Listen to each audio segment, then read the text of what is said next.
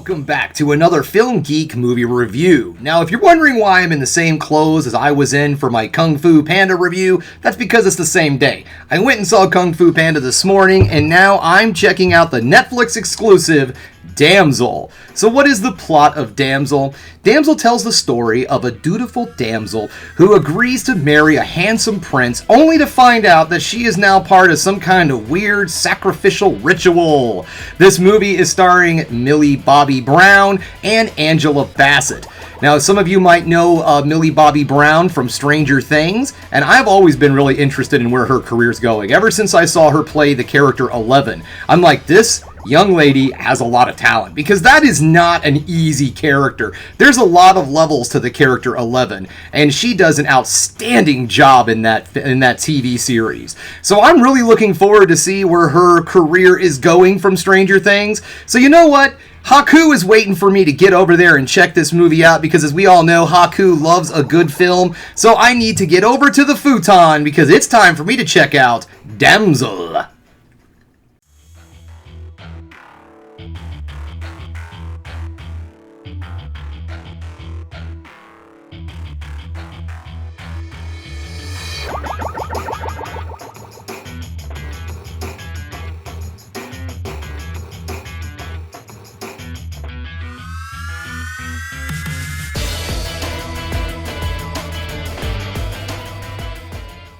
Just getting done checking out the film Damsel, and you know what, guys? I was fairly entertained. I enjoyed this movie. It wasn't the best film I've seen so far this year, but it was far from the worst.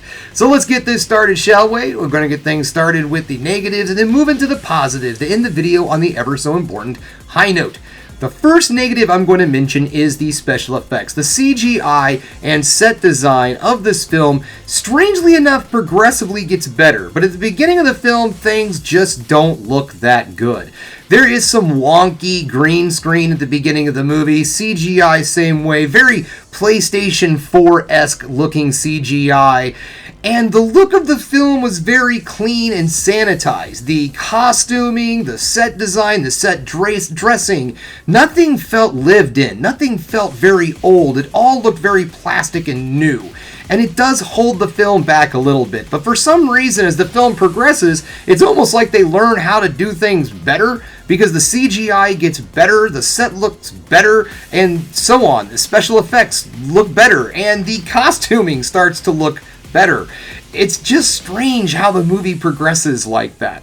The story isn't going to be winning any writing awards anytime soon, and the dialogue can be a little goofy at times. But all in all, it is fun. At the core of this film, that's all it is. It's fun. It tries to take the whole idea of the damsel in distress story and turn it on its ear, but in a way it really doesn't.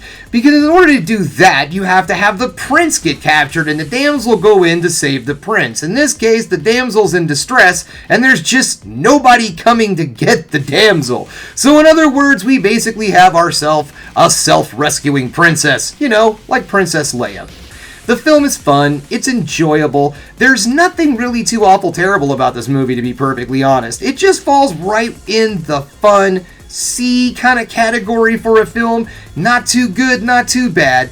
Just a fun watch, and by the way, it's on Netflix, so it's not like you really have to pay much to go see this movie, or go anywhere for that matter. You can sit around in your jammies and watch this movie. I would also like to say that I guess we've been in the positives for a minute, so we're just going to keep going. Also, I'm going to say that this film is a hard PG-13 when it comes to the gore and violence. I was pretty surprised by that. It's just one of those things. I just went and saw a PG-13 horror movie, and this film has a bit more blood and guts than that one did. Not that it's like gore, there's just some moments of violence and a little bit of blood. There's one particular kill in this that was kind of like, wow, I can't believe that was PG-13. But otherwise, it's fairly mild. What I'm trying to say is that if violence and blood is something that bothers you in a film, maybe don't let the kids watch this one yet. Maybe wait till they're about 13 or so, just like the rating states. Because that's really where the movie has its rating, is definitely in the violence. There isn't any kind of usage of language or anything like that. Just, good old blood and guts. So guys, yeah, honestly, I think this is a fairly solid watch. It's on Netflix right now. It's not going to cost you anything but your time. I did forget to mention one negative also. It's not terrible, but the movie does kind of drag a little bit at first, but once it gets going, once this whole sacrificial thing starts happening, the movie really takes off and it doesn't let up very much at all. So you know what, guys, that's all I have for you today. This is a solid. Check it out on Netflix if you have it. I don't think this is something that you should necessarily get a subscription over, but if you are a Netflix subscriber, definitely give it a watch. Yeah, guys, so thanks again for checking out the Film Geek. If you liked what you saw here today, go ahead and subscribe to the channel, ring that bell for notifications, and give me the old thumbs up so I know you like what you're seeing. And if there's one more thing you can do, folks, that is keep watching movies. You know I'm gonna.